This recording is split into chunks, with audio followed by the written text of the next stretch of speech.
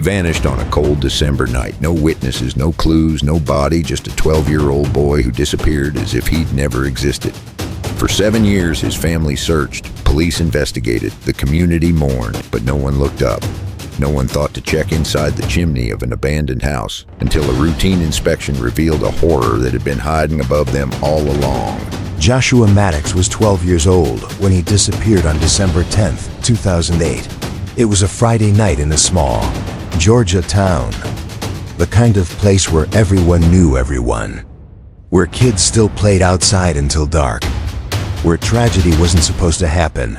Joshua had been at a friend's house that evening, playing video games. Around 9:30 p.m., he'd left to walk home a route he'd taken hundreds of times, less than half a mile through a quiet residential neighborhood. His parents expected him home by 10 p.m. When midnight came and Joshua hadn't arrived, they called police. The initial search was immediate and intensive. Police, volunteers, search dogs combing the neighborhood. Every house was checked. Every resident was questioned. Joshua's route home was examined inch by inch. But there were no signs of struggle, no witnesses who'd seen anything unusual, no evidence of where he'd gone. Joshua was described by everyone as a good kid, responsible, not the type to run away. Close to his family. No problems at school. No concerning online activity. Nothing to suggest he'd left voluntarily. Everything pointed to the worst-case scenario: abduction by a stranger. Days turned into weeks. The case received national media attention. Joshua's parents, Janet and Michael Maddox, appeared on every news program that would have them pleading for information. Reward funds were established. Billboards with Joshua's face went up across multiple states. But no credible leads emerged. Detective Raymond Torres led the investigation. He'd worked missing children cases before too many of them. He knew the statistics. He knew that with every passing day, the likelihood of finding Joshua alive decreased dramatically. But he also knew that without evidence, without witnesses, without any indication of what had happened, the case could haunt investigators forever.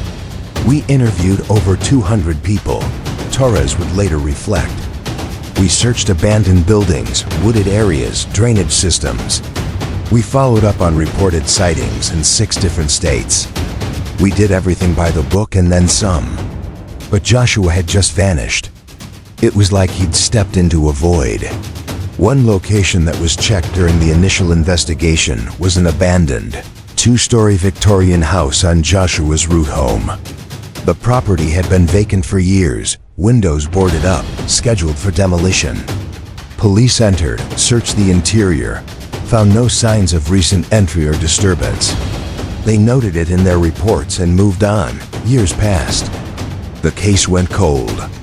The media attention faded. The community's collective focus shifted to other tragedies. But the Maddox family never stopped searching. Janet maintained a Facebook page updating followers on the investigation. Michael spent weekends distributing flyers in surrounding towns. They refused to believe Joshua was gone forever. We needed to know, Janet told reporters years later. We couldn't move on without knowing. Even if the worst had happened, we needed to bring him home. The not knowing was destroying us. By 2015, 7 years after Joshua's disappearance, the case file had grown thick with dead ends. Detective Torres, now retired, still thought about Joshua regularly. The cases you never solve are the ones that haunt you. Then, in October 2015, everything changed. A local contractor, Andrew Thompson, purchased the abandoned Victorian house with plans to renovate it. The property had been in foreclosure for years, passed between banks, largely forgotten. Thompson saw potential. The bones of the structure were solid despite years of neglect. One of the first tasks was inspecting the chimney. The house had a large brick chimney serving 2 fireplaces, one on the first floor and one on the second.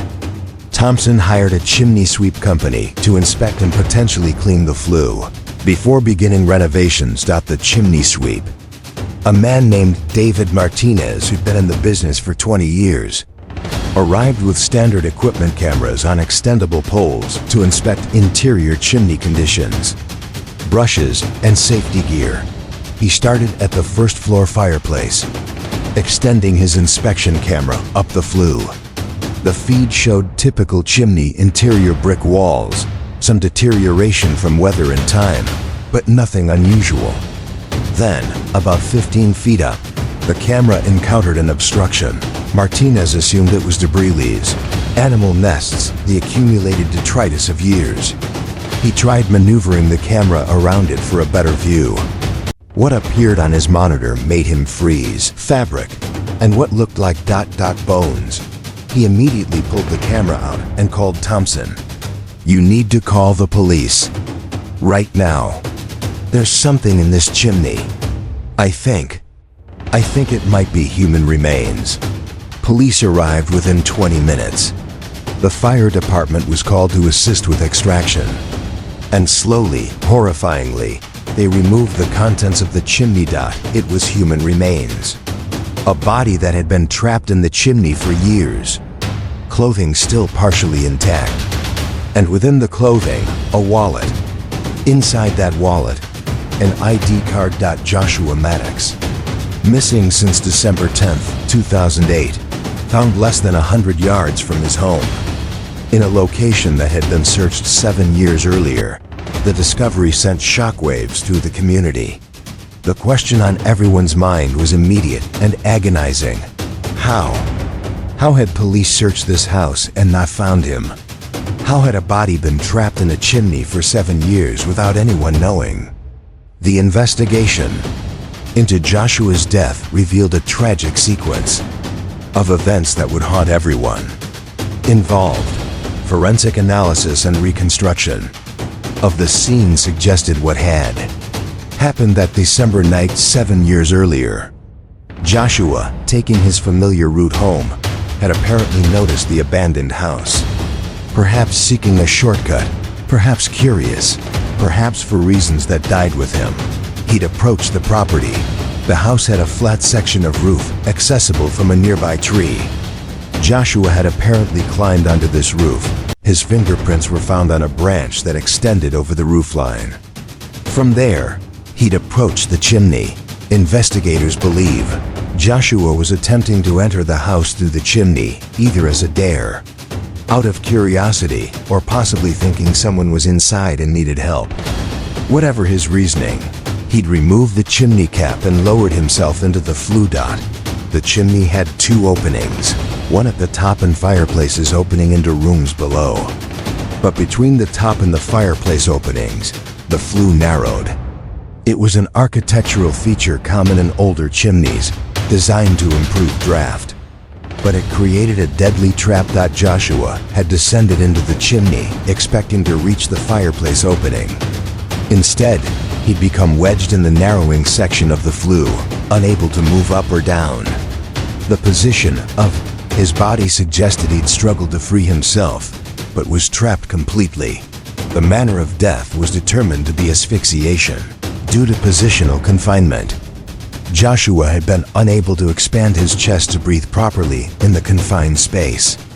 He'd likely died within hours of becoming trapped. The most agonizing detail, when police had searched the house 7 years earlier, they'd checked the interior but never thought to inspect inside the chimney. The fireplaces had metal screens installed, and from the interior, there was no indication anything was wrong. The chimney cap was back in place. Either Joshua had replaced it hoping someone would investigate the chimney, or more likely, it had fallen back into position after he entered. For 7 years, Joshua's body had been inside that chimney while his parents searched desperately, while volunteers combed wooded areas, while police followed leads across multiple states, while his face stared out from missing person posters. He'd been there all along, trapped in a space no one had thought to check thoroughly. Detective Torres, brought back to close the case, was devastated. We searched that house.